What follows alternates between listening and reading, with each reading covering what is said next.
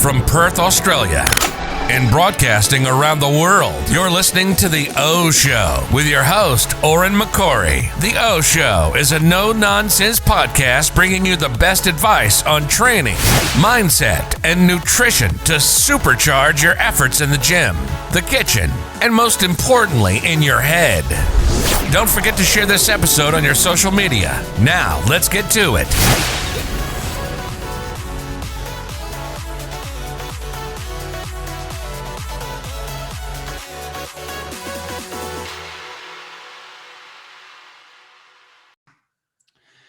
Good morning, good afternoon, good evening, guys, wherever you are in the world. Welcome to today's episode of The O Show. And today I have on a name in the fitness world that I'm sure you've heard of. If you haven't heard of her, you're probably been living under a rock. I have the gorgeous Hattie Boydle on. Hattie, how are you?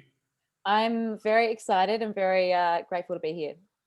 Mate, this has been one that I've been teeing up. Like, everything about you just screams like professional and very driven. Obviously, you know, you've got a good look, you're a physique model, you are a badass in the gym, you've got your whole professional coaching business. So you're the type of person that I've really wanted to get on for a while. And I think by luck, I think you just followed me last week and I was like, I've got to exploit this now. And I think I tagged you saying, will we get her on the podcast? And you just sent me a wee emoji back. And I was like, does this mean she's down for the podcast? And we got here. We did. Yeah, social media is a funny thing, isn't it? Do you know what's even funnier? Like some of my best friends that are my best friends, I don't follow on social media, which is quite an interesting thing. Yeah. It's a game changer for what we can do in the business world and helping more people around the world. But you kind of get a bit lost in social media, I guess, as well, where it can be very lonely in a way as well, because you're just like literally conversing with people via a phone, right? Which is why having a conversation like this is, you know, next level, and we can open up and talk about different topics and really get to know you, which I think will be massive for people. And today I posted on my story that I was interviewing you, and girls were blowing me up saying, oh my God, she's my favorite. So yeah, we're going to dig in. So let's get a bit of a background on Hattie. Like, who is Hattie? Where have you come from? Where are you now? And let's give a little brief rundown of who you are. Oh, that question, who is Hattie? It gets me every time. But a background about me, you know, I've pretty much been training my whole life. Like when I've reflected on the amount of training I've done under any sports, I've spent more time training, developing skill and performance than anything else in my life. Like, it's crazy. Wow. I started gymnastics when I was 4 years old. Started competing when I was 4 years old, like that same year, and became an elite gymnast for 9 years. And that literally gave me the base, the platform to do pretty much any sport under the sun. I could do athletics, diving, hurdles, acrobats, volleyball. I literally did every sport in high school. And then, you know, it all carried over into the weights room. So I'm very good. I can mimic a movement pattern just by looking at it. And I'm really, really grateful for that time in my life, because the thing about competing and the thing about gymnastics is it literally is skill mastery. To get from level 1 to level 2, I had to have mastered a certain amount of skills, a certain amount of hours in the gym. And so from a very young age, I was introduced to competing, and I was introduced to hard work. And I started getting into weight training when I was 17 years old. I suffered from anorexia, an eating disorder, when I was in high school. And, you know, that was a really tough time in my life. However, it's definitely brought me to where I am today, in so many different ways. Like if I often reflect on my body and I think, man, I'm so lucky to have this machine. And I don't know if I would have appreciated the machine that it is, this vessel that I get to explore and push every single day without that period. You know, actually what that taught me, because anorexia, while it is a physical thing, it's a mental thing. And I thought, if I can channel that same energy that I'm, you know, pretty much doing over here, that led me into hospital, like literally on my deathbed, to, if I can channel that in a way that's positive, that's powerful, that's empowering, then I can do anything. And that was a really big shift that I had to work through, over my recovery time. And it led me into bodybuilding. It led me into working heavily on mindset and development. And yeah, I'm at a point now in my life where I can reflect back and be like, man, that was a hard time. But boy, did I grow from the roots of that. And I've been training. I'm 32 now. And yeah, I started weight training when I was 17. I got into strength training when I was in 2014 with Sebastian Oreb. And again, that was like another transformation. That was like another transition that took me from here to here, because our development is a stepping stone, isn't it? Like, I think we spoke about just briefly on social media, then it's this amazing thing, right? I can reach so many women and men with a message that I like to share, which is definitely empowerment. But what it also does is only shows you what's now, not what has been, and that act to compare, it can be motivating or it can be soul destroying. So rabbit hole, to look where I am now, I wasn't always like this. It's been an I call it a lifetime of work, because it has, from 4 years old through the competing stages, through wrestling with the eating disorder, through wrestling with the recovery, and then learning to, essentially be my own best friend. That's where life changed. There's so much on the side of recovery. There's so much on the side of what will happen if I become my best friend. Like, what I remember, like, actually a few weeks ago, I was putting my makeup on in the mirror, and I looked at myself, and it was like this out of body experience. And I was like, how do I look after you for the rest of my life? Like, I was looking into the soul of like someone that I was madly, deeply in love with. I was like, how do I just care for you? Yeah. And it was like the most profound experience. And I was like, that's what life is about. We're never going to be anyone else. And that's something I had to, learn. Like, I was never going to be anyone else. So, all right, I've got this body, I've got this mind. How do I make the most out of it? And that was like a huge turning point for me in my life. Yeah. And that's really massive. Like, that statement of, right, how do I look after you, like talking to yourself for the rest of your life? And that's a big shift from where you were previously with the whole eating disorders, which is kind of the opposite. Like, you don't realize it at the time, but it is instead of self-harm, instead of self-care, it's like self-harm, right? It's like self-abuse. And how did you go from that point? Like, we'll not dig into the specifics of the eating disorder. We all know how serious they are, but how did you build this mindset? Because I think what you've got is this incredible journey through the mindset that I really want to dig into more than the physical of the eating disorder. How did you build that coming out of this period of what can only be really described as like self-abuse, looking back on it, where you don't look after yourself for so long? Yeah. So I get asked that question all the time. It's like, how did you recover? And there was, there was phases to it. So one thing that I very vividly remember is that when I was suffering from this eating disorder, I never associated it to be with me. I was like, this thing, these voices. I was like, do I have schizophrenia? Like, it was, I'm lucky that I could separate the two, because I was like, this thing that I was being, or these things that I was acting on, they had all the qualities of a person that I didn't like. I had this thing where I lied. I was manipulative. I wanted to be left alone. I was introverted. I'm not saying I hate people that are introverted, but I was so far from the person that I was before. Yeah. And then I was like, and I used to call it FED, F-E-D, fucking eating disorder. And my mom and sister, like, I'm very lucky. I had a very supportive family, and unfortunately, tough times, or fortunately, bring families close together. But we would name it that. So it wasn't, Hattie, what are you doing? It was, my whole family, we knew it was something that was not me, but it was just a part of me. And so through my recovery, I was able to go, this thing is like, this is not me. I can notice these, I know these thoughts. And, obviously I would it was quite hard because I was like, I keep acting on these thoughts and I know it's not right. I know this is not right.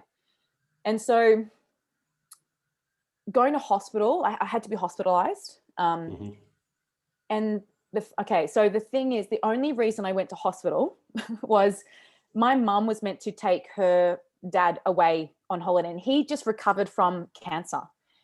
And I was like, oh my God, I'm being so selfish. And I was like, Mum, I will only go to hospital if you go and look after your dad, if you go on that trip. Because she was like, I can't go, I've got to look after you. I was like, oh, shit. And I was like, fine, I will go to hospital, but you have to go and look after your dad so you know that I'm in a safe place.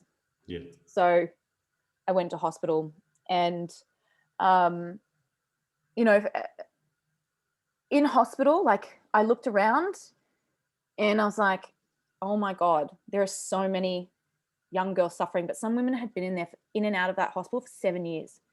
Wow. Now, something about me is I hate being told what to do unless I've asked for permission. Okay. If I say, please tell me what you want me to do, then go full steam ahead. I'll listen. But if you're telling me what to do and I haven't asked, I'm like, I am not listening to you. So I was being told what to do when I wasn't asking for it, and it was like burning me. So I thought, okay, what do I have to do to get out of this place? And I also recognized, okay, so I was like, what do I have to do? I've got to follow through with the process. I've got to do what they tell me to do. I also recognize I can't live this way. This is not living. And then I also recognize, oh my God, I have to help these women. I can't bear to see these girls suffering. So in my mind, I was like, I'm strong enough to suffer. I can do it. I'm tough. But these girls, I was like, oh my God, I have to help them. And I recognized that the only way to help others is to lead by example. And that was like, well, do the work. Yeah. And, you know, it was easier said than done. You know, there was a lot of relapses that happened. And this is, you know, this is the work. Like, self-development isn't getting it right the first time. It's picking it up and putting it down. It's failing forward over and over and over again. Learning. What's, you know, are you being process driven? Are you able to recognize mistakes? You know, are you conscious? Like, I started to become really conscious of what my actions were, what my thoughts were, what my environment was, what the triggers were. And I recognized, okay, I've got to get healthy for one. I've got to put on a certain amount of weight. And then I was like, how do I help these women? I'm going to start PTing. Yeah. Right. And PTing is so different from actually helping people. Yeah. But that was like the first kind of part of transitioning away, or essentially self-development, or starting to recover. That recognition of, okay, leadership is doing the things that you said you're going to do, even when it's hard. Self-leadership, that's what it is. If I really want to help women, I have to lead by example. And that was really tricky because, like I said, there was a lot of relapses. And, you know, a really big moment was going, am I leading by example? Like, okay, what's the work that has to be done? There's still a lot of work. And, you know, a really big, you know, I started competing actually in 2011, and that taught me like quite a lot. I recognized that it was actually still quite an unhealthy sport at that time. And I had to really be careful. And my parents were a bit like, oh my God, what is she doing? You know, careful about not swinging back into behaviors. Mm-hmm. And back when I was competing in 2011, there wasn't the support like there is now. There wasn't the female empowerment model that there is now. There wasn't 20 to 50, 100 girls on stage like there was like 8. You know, it was a really different time. And I recognized, you know, I just did what I was told in terms of getting ready for show, but I recognized there was restrictions in there. Mm-hmm. And I was like, okay, I got to be quite careful of this. And lucky that I was still very aware and conscious of what my thoughts and behaviors were. And I did my first and second show, and, you know, that transition between shows was really difficult. That post-competition blues, like that was my first kind of recognition of that. And I think Yeah, it's okay. still something that a lot of, women suffer with today. But it also showed to me, okay, there's got to be another way. Yeah. There's got to be another way. And at that time, I think it was Lane Norton that was really popularizing tracking your macros, flexible dieting. Yeah. So I actually started working with Lane to learn how to do that, which also was a really big turning moment in going, okay, food is fuel. Like that's what food is. Food is fuel. Yep. All of it. Just some comes with more micronutrients than others. And some comes with higher calorie density. And, there are things that happen in the body when we eat certain macronutrients, but it is fuel. And so learning to incorporate all foods into my diet was a really big game changer for me. And also learning strength training. So I met Sebastian Oro. Well, I actually did a course with him at FMA, and then I did a charity event and I was doing a bench press and I did an arch position. He's like, where'd you learn how to do that? And I was like, FMA. He's like, you were in my class. And then we started talking and I came in to do some squatting with him. And long story short of that part is I hated it at first. I didn't appreciate it. That's for sure. We've got some funny stories on that. But strength training was like a whole new level in terms of like learning about what the body could do. Mm-hmm. Like it was this learning how to track macros, strength training, like really changed my overall well-being, like dramatically. That was like another transition from the beginnings over here.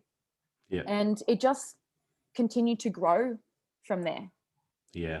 Yeah, that's massive. And, it shows that, you do learn stuff over time. It's been a journey, like you've said, and you pick up little things along the way, which, like you said, has sort of bulletproofed everything to get you to where you are now. But one thing that stood out there when you were talking about in the hospital with those girls, and you're like, I've got to help these girls. Like, I'm the strong one. I can help them. Did that mindset then, when you became a PT and now obviously a successful coach with the Sports Model Project, did that transition, like, is that why you became a coach? Like, that's sort of like, I'm strong, I can help people, I want to help people as much as possible? Yeah, I mean, I recognized, I was like, okay, I've got to learn. It was more like, okay, I've got to learn how to do this the healthy way. Mm-hmm. Like there's got to be another way, is what I would say to myself. There's got to be another way. And I had to learn.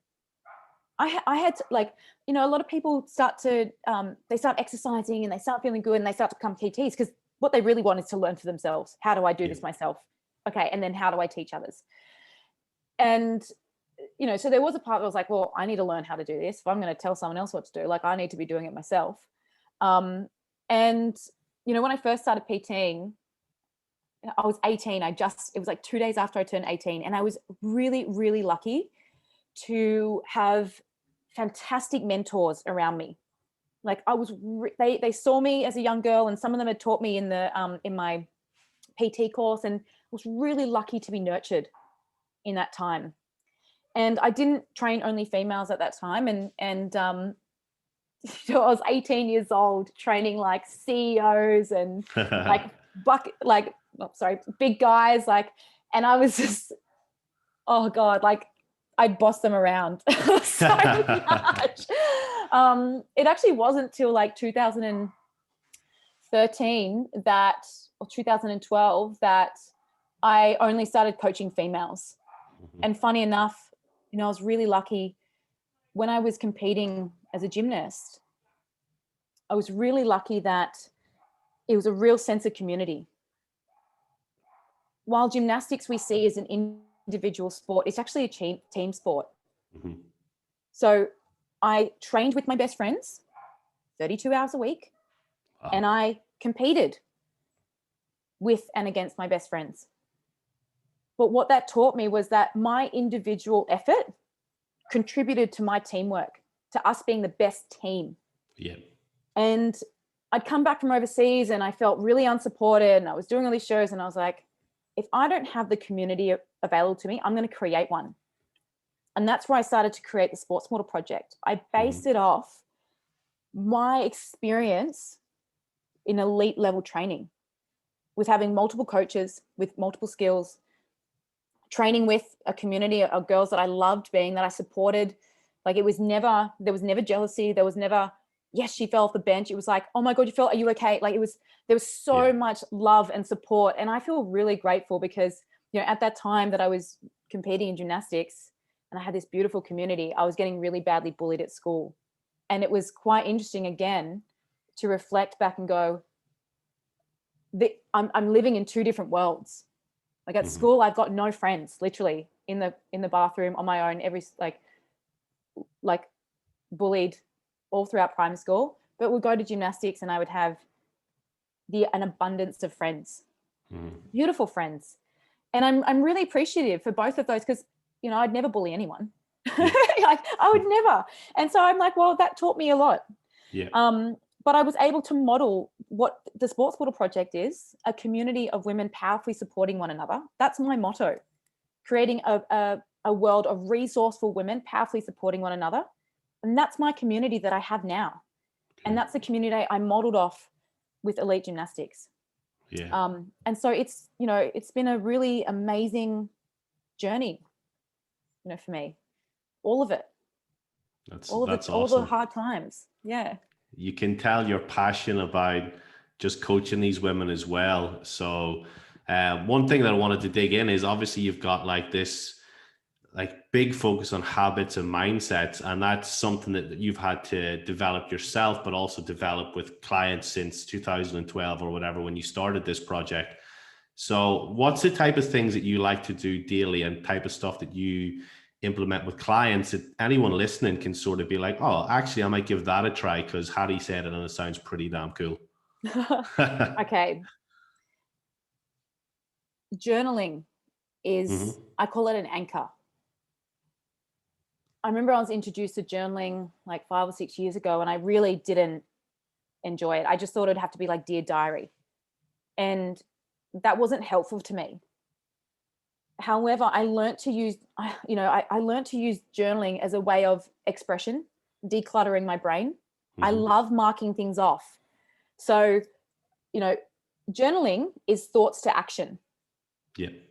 Thoughts to action. And so I started to use journaling as a way of marking off the things that I wanted to achieve and then being able to reflect upon it. Did I do all the things I said I was going to do, like self-leadership? Yeah. Okay. Am I putting too much on my plate? Like really, if all you girls, guys listening to this, if you put everything that you do on paper, you're going to look and go, holy shit, I'm stacking things. And sometimes that's not helpful. Yeah. So journaling for me, if there's one thing that I highly recommend that you adopt into your daily rituals, ladies and gentlemen, is journaling. And the beauty of journaling, it's more for the writer than the reader. Somebody goes like, I don't want to read it back. I'm like, I never read it back. Yeah. It's not for me, it's not for that. But journaling is whatever you want it to be. It's your journal. No one else is reading that. Like, and I always say she doesn't talk back. Like she's literally holding my space. That girlfriend, like I can say whatever I want to her. She's not talking back to me. But what she does do is hold a mirror to me, to myself. Yeah. Am I doing the things that I said I was going to do? Where in my process am I breaking down? Like if you're writing out your process and you're like, yep, I'm getting that. Yep, I'm getting that. No, I'm not getting that. Okay. And then the rest is falling apart. It's like, well, when it's all out in one place, you can change it. Yeah. Or you go, where is my resistance showing up? Because we're often resistant to the things that we need the most. And we're often resistant to the things that we said we were going to do. Like it's quite interesting. And God damn, it feels good when you've ticked something off that you were resistant to. Like we all know, it's like a dopamine hit. And also actually marking things off your list does create little dopamine hits. And I'm trying to get that dopamine in. Like I always say I love winning. Like I love winning. Training with my girls, I'm like, you're having a shitty day? Play a game with yourself. Show me how hard you can work. Yeah. Show me, if I was standing there behind you, I want you to show me how hard you could work. Show yourself how hard you can work. Like playing games, ticking things off. I get my girls to give themselves gold stars. Sometimes some of my girls have like massive calendars because I have this too. And they tick off or they put like a strike or a star on all the habits that they did. And so they can look at like over the week, over the month, did they get at least 80% compliance to their habits? Because if they did, that's pretty freaking good. Yeah. You know, yeah, something that I'm going down a rabbit hole, but I think it's important. You know, I often hear it all the time. I'm a perfectionist. So I didn't do it. No. You are all or nothing. That's why you didn't do it. A perfectionist, I can assure you, does everything to its absolute best. Like, that's a perfectionist. A perfectionist does everything to its best. Everything. Not, no, I'm not going to do it because I'm not going to do it properly. That's all or nothing. And I think and this is just my interpretation. Happy to be challenged on it. But that's my interpretation of what I see happen. Like, it's okay to be all or nothing. Sometimes when you're all in, it's like, that's when you should be all in. And sometimes we have to cruise. Yeah. But knowing when to work and when to play is often the hardest. Yeah. And with the journaling, Hattie, like, what do you just treat as like a word vomit where you get everything out, or do you do goal setting and tasks for each day and then vomit about things that are in your head, or what way do you personally approach it then? Yeah, great question. When I journal, because journaling, I love writing. I feel like even just the act of writing feels really good for me. Terrible handwriting, but I enjoy it. So I prefer to use my actual journal with paper to mark things off. Yep. But when it comes to expression, self-expression, I prefer to write in my phone. Okay. So I have got pieces and pieces and pieces of content and just things that I would never share, but I just had to get it out. Yeah. But I find writing it either on, like, in notes on my computer or on my phone, I feel like that kind of word vomit works well for me. I often sit in my car and say things out loud to no one. That feels good. But I actually love to use my actual journal, which is, you know, writing piece on paper, to mark things off, because I freaking love marking things off. Yeah, nice. Yeah. And that's probably a big contributor to your success, because I was talking to a client last night and he reminded me of a study they'd done at a university in America years ago. I think it was maybe in the 70s or 80s, but basically they asked all the university students who wrote down their goals, and it was at a reunion or whatever years later, and the people who had actually written down pen on paper what their goals were had achieved more, earned more money, had more status than the rest of everyone combined who didn't. So that 1 or 2% or whatever that number was made more money, had more impact in the world than the people who didn't write them down. They just thought their goals and didn't actually see things through. Yeah. So just on that, you know, within that journaling space, I often write down what I'm going to achieve that day. Yep. And then at the end, I reflect on, what did I do well? What could I improve on? And what were my wins? And so there's an opening in the morning, but there's a close down in the afternoon. And that's something that I teach my girls in the Sports Little Project, both my clients and my staff that work for me, because self-reflection is an incredibly powerful tool. Yeah. Not only does it allow you to acknowledge what you're doing well. I think most people under acknowledge themselves, or they pass it to others. As an example, say a client gets a result and they're like, "Oh, Oren, you did that for me." And it's like, well, I didn't. Like, I'd love to take that badge, but actually you should stick that on yourself, because I gave you you gave them guidance, or I gave them guidance, but they did the action. You know, all the information, all the habits, you do this thing is out there on the internet. Anyone can access that, but it's who is willing to do it. Yeah. Like, who's willing 100%. To take the action? So acknowledgement, what I'm doing well or what you're actually doing well, really, really powerful things. Because if you're having a shitty day and you reflect on, well, I hit a PB my session today, even if it felt like a shitty session, you're like, well, actually I progressive overload. Like, that's a win. So acknowledgement's really powerful. And then also that reflection of, well, and honesty, what could I improve on? Yeah. If you don't acknowledge what you could improve on, how are you going to get any better? And it's what I say to my girls is, the part where you're trying to acknowledge what you could improve on isn't an opportunity to self-bully. It's not an opportunity to self-bully. It's an opportunity for you to hold a mirror to yourself and go, well, I didn't do that thing. Yeah. Did I not prioritize? Did I spend too much time on social media? Right? Was I tired? Did I put too much on my plate? Was I not organized? Whatever it is. But that is the point where you go, okay, that's the weak link, right? We're only as strong as our weakest link. That's in training, that's in mindset, that's in nutrition. So using that place to acknowledge, okay, what do I need to work on, is the opportunity to then create what I like to call a stretch goal. So a stretch goal is going, okay, well, if I'm currently doing 0 out of 7 days a week, I'm going to start doing 2 out of 7. That's a stretch, right? From 0 to 7, where people's habits break down is they go from 0 to hero and then back to 0 very quickly. Habits, being habits driven or habits focused, habits accumulate over time. Small steps climb mountains. It's not, you're not going to go from 0 to 100. So how can you stretch yourself, create small wins or confidence? Because confidence gets earned, right? We earn confidence by doing and practicing and marking things off. So it's like, okay, let's say nutrition, you're going to start to track your nutrition. You never track your nutrition before.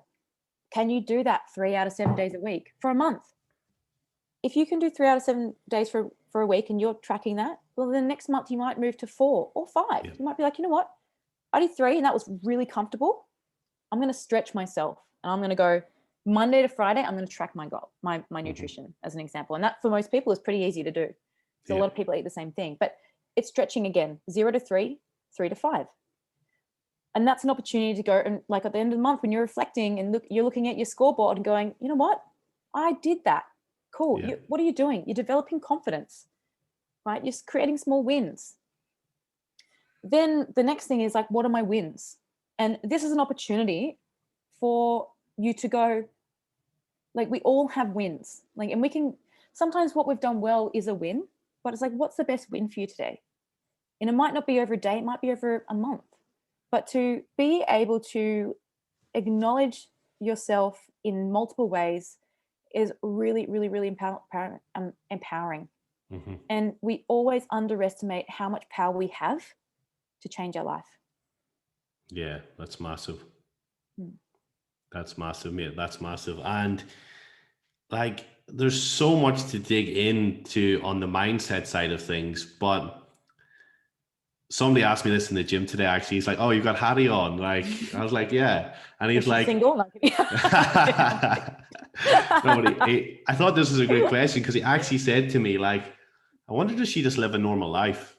And I was like, oh, let me ask her that. Like, so like maybe there's this perception because you're like this WBFF superstar, you're a badass in the gym, you stay pretty lean with your physique year round. And maybe to some normal people, they just are like, oh, well, maybe she's like up here on this sort of pedestal. Like maybe she's not like normal people. So let's address that. Like with the 600,000 followers. Yeah. Are you normal? Let's talk about your normal life. What's normal? Yeah, well, that's true. That's a good. I think good I'm quite weird. So, okay. I mean, what's normal? But what's balanced? I think. Yeah, that's a really great question. I think, and I say this to my mum, I'm like, I swear people must think I'm just this robot on social media because I really only show, if I look at my social media, I'm like, man, I look so boring. I'm just posting fitness things. And that's, it's a big part of my life. Like I said, I've spent more hours training than I have done anything else in my life. Okay. So it's a big part of my life, but I'm a really playful person. I'm kind of, I'd say quite quirky. I love nature. I love the beach. I love to go out dancing. I love dancing. I don't know, like, I think, I've been reflecting on this quite recently. It's like my life has revolved so much around training, being at an elite level competitor. And the thing is, even if I wasn't competing, I would probably still be doing this because I just love my body. And it feels really good to say that. I enjoy who I am. And it's taken me a long time to get there. And at the moment, I'm not in a relationship, so I can march to the beat of my own drum. Yeah. And I think, that's where I'm probably, that's where like life is really different. I think what's normal? I don't even know where I'm going with this. Before COVID, I would travel a lot. I've traveled a lot. I enjoy going to things like Burning Man. I love meeting people. I've got so many amazing friends from all over the world. But what's funny is like I would probably never go somewhere where I couldn't access a gym. Yeah. Okay. Yeah. So it's a big part of your life. It's a big part of my life. And, COVID, like the last, year and a half, well, actually the last 3 years, I've tracked my nutrition more than I probably ever have in my entire life. And which is why, I get a lot of messages like, oh, you stay lean all year round. Well, there's a cost to that. Mm-hmm. I teach my girls freedom requires a different type of discipline. I have freedom in my body because I lay down the work. Like there's a process that I follow, which to me is a part of my self-care, part of my self-care ritual to track my nutrition, because I don't have this emotional attachment to it. It's effortless, and our effort compounds over time. Yeah. Our effort compounds over time. That 1%, 1%, 1% is now, gives me 50%, 80%, 100% freedom to an extent. I can still go out and not track food and I'm okay. I can, hold down the fort. Is it something I enjoy doing too often? Not really.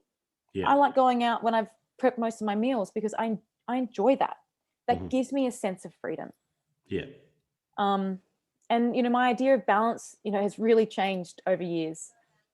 Okay, when I was 18 to 25, I wasn't lifting the type of weight I was lifting now. So I didn't need as much recovery, but I was also so much younger and I could go out on the weekends. And my idea of balance was going out on the weekends, working hard Monday to Friday.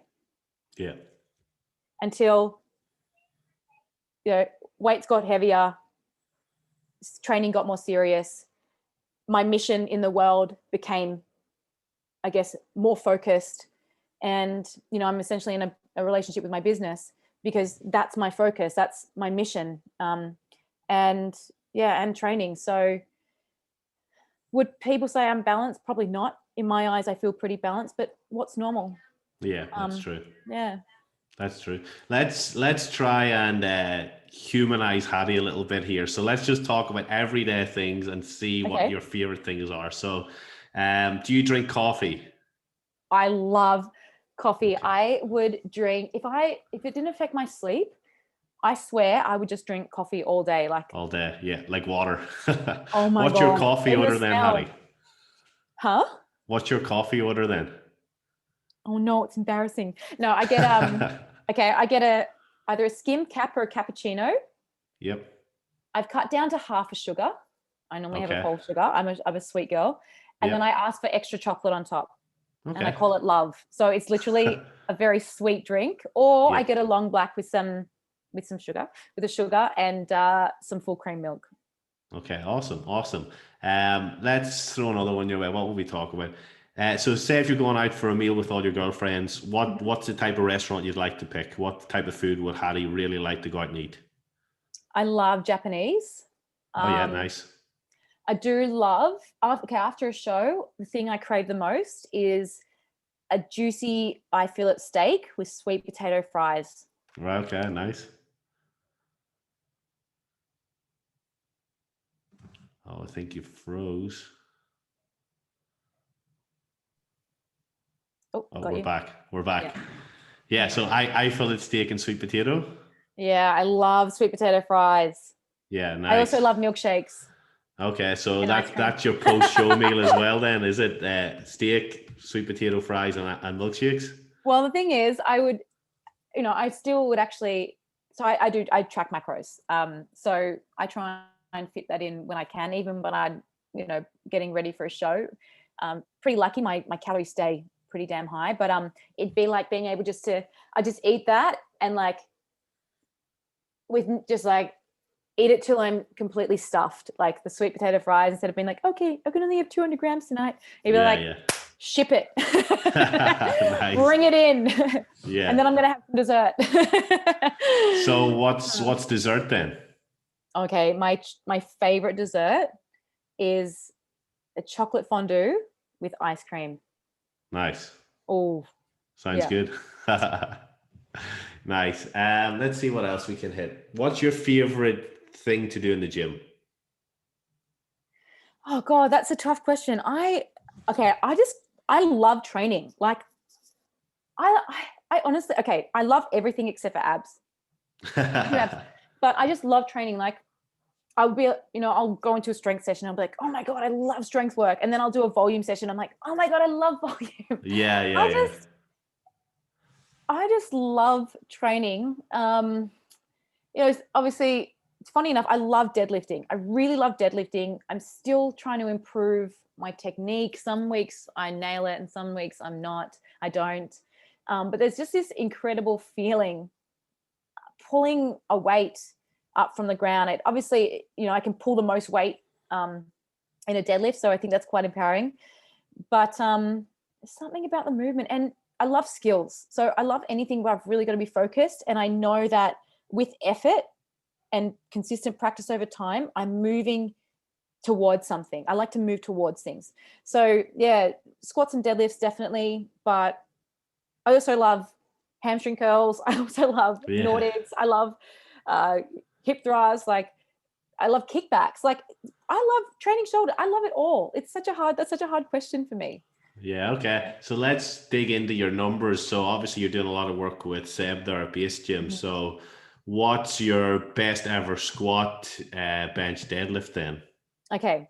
My best squat, which I got end of last year, was 150.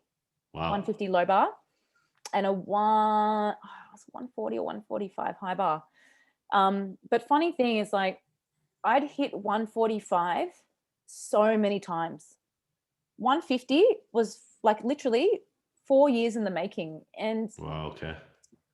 It took me 4 years to put 5 kilos on my heaviest squat. And of course there were periods where, I had to compete. I'd pull back on the strength work. I had to prioritize safety and getting the most out of the sessions and all that kind of stuff. And strength goes down towards the back end of my training as I get closer to a show. But, it still took me, that decent amount of time to put that 5 kilos on. And I often hear people get so frustrated. I'm like, just keep working at it.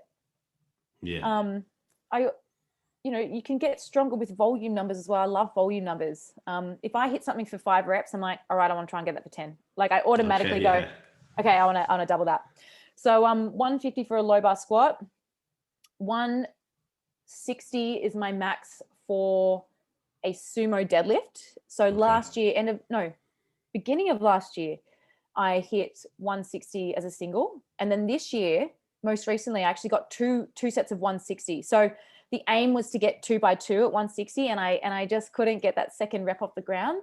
But in a few weeks' time, in about 5 weeks' time, we're aiming to hopefully beat the 150 and the 160. Bench, I haven't benched in a long time, but I remember hitting 85 for, I think it was 3 reps, and I don't bench. Okay, so yeah. Strong. I'm pretty strong in the upper body. Yeah. And then a 110 for doubles on a front squat is my max there. And I'm looking to I'd love to get 120 for a single. But that extra weight on the front is so much different, different from putting that weight on the back. So there's some of my numbers that I'd like to hit in particular before I have to start dieting for the October WBFF show. I don't think I'll be doing worlds this year because I don't think we're going to be able to get overseas. So I haven't competed in Australia for 7 years, which is really exciting for me because now my family and friends can actually come and hopefully watch. We can get everyone over there. Yeah. Nice. So let's transition into that because that was actually one thing we mentioned at the start that I wanted to dig into. Like, you're training year round. Obviously, you said you hit these PBs over 4 years, and you have to balance things out between WBFF prep for the physique based goals and what you want to do with Seb in terms of, right, Seb, we got this last time before the diet. I want to fucking beat this one this time. So how do you balance that training? Because like girls are probably seeing these mad numbers that you're hitting for your body weight with Seb, and then they see that you're, you know, the physique you've got, you're lean year round, and you've got like a physique they're looking up to and a physique they admire.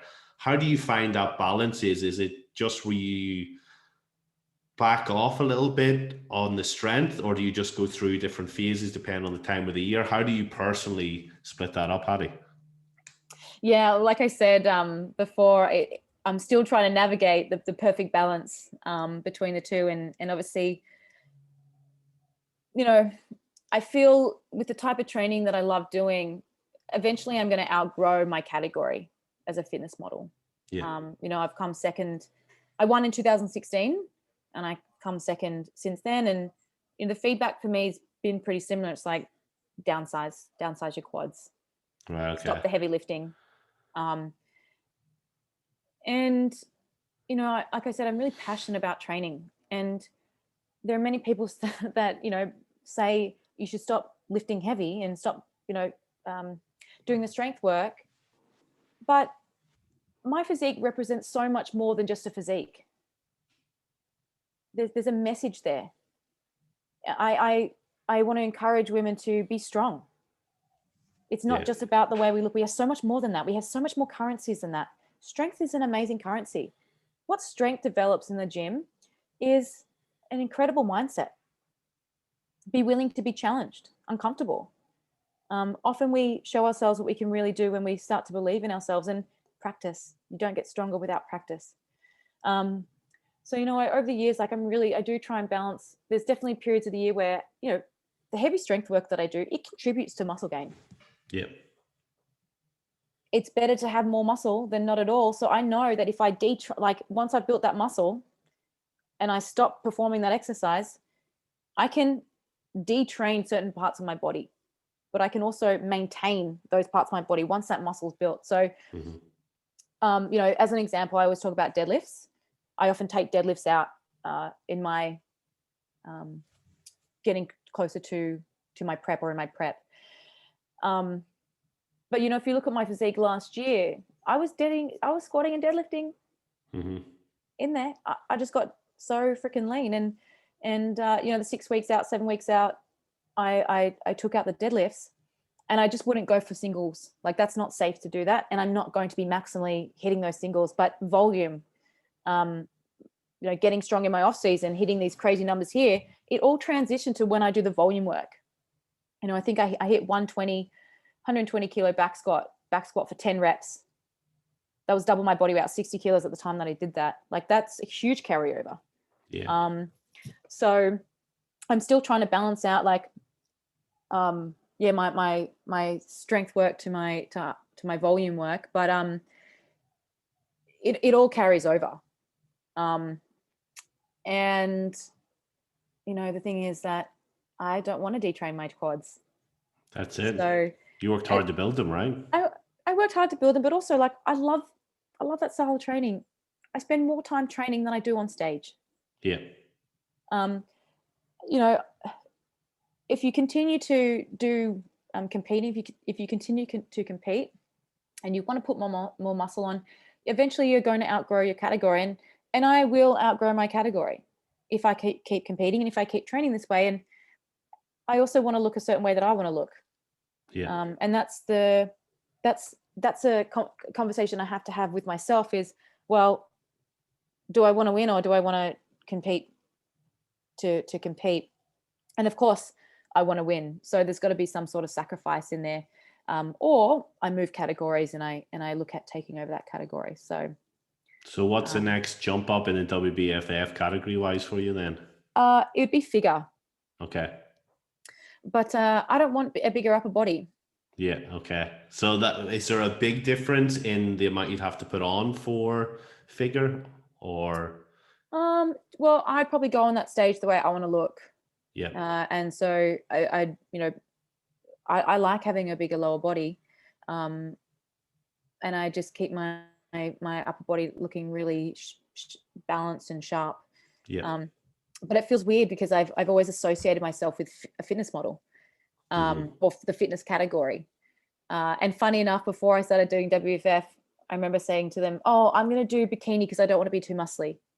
Okay.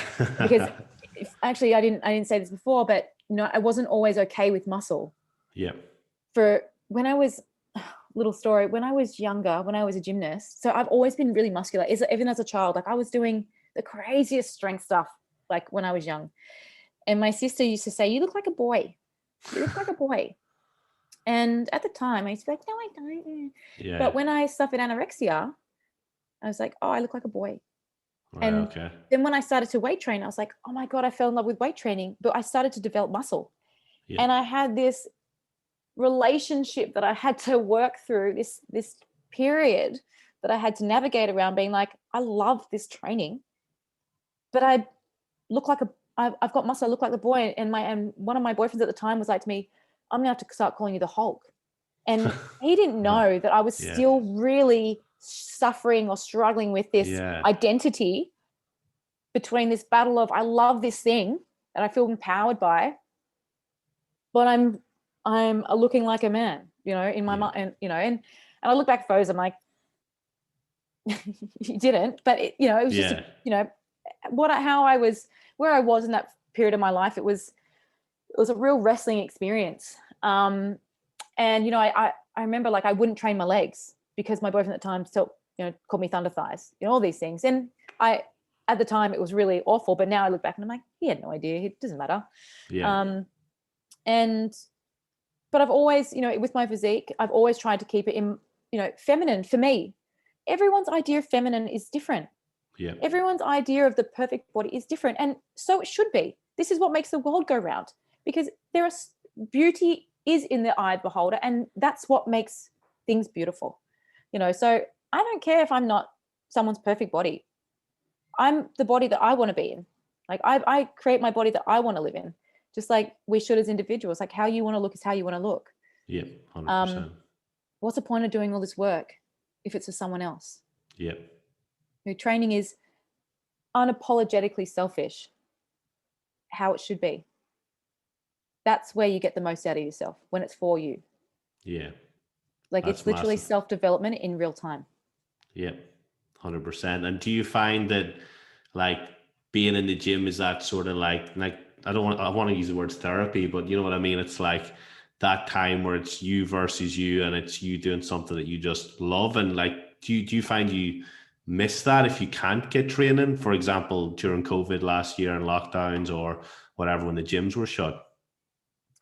Look, I was really lucky. I moved into one of my best friend's places, and they had a gym in the backyard.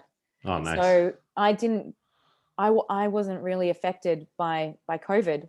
But what I did realize was, like, I was so grateful not to get in a car and have to rush from place to place. It was like, I've got space. Yeah. Like that was I was like, oh, this is so nice. So my experience of COVID was probably really different from a lot of people's. Yeah. And what's funny is, like, I'd always, in the past, I'd really struggled a lot with recovery, as in like allowing myself to recover. Mm-hmm. But as I've become older and wiser and training intensity is really ramped up, I've noticed you really need recovery. So even now I'm like, I'm so happy I've got a rest day. Mm-hmm. Like I can put more work in that space. Like, I need that time.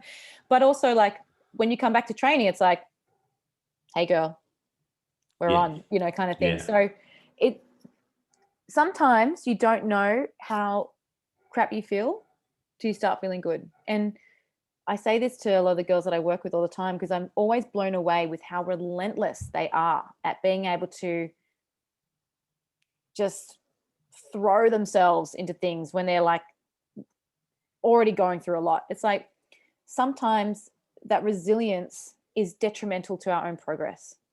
Mm-hmm. Sometimes, like, all that extra work and no play is, it dampens the soul.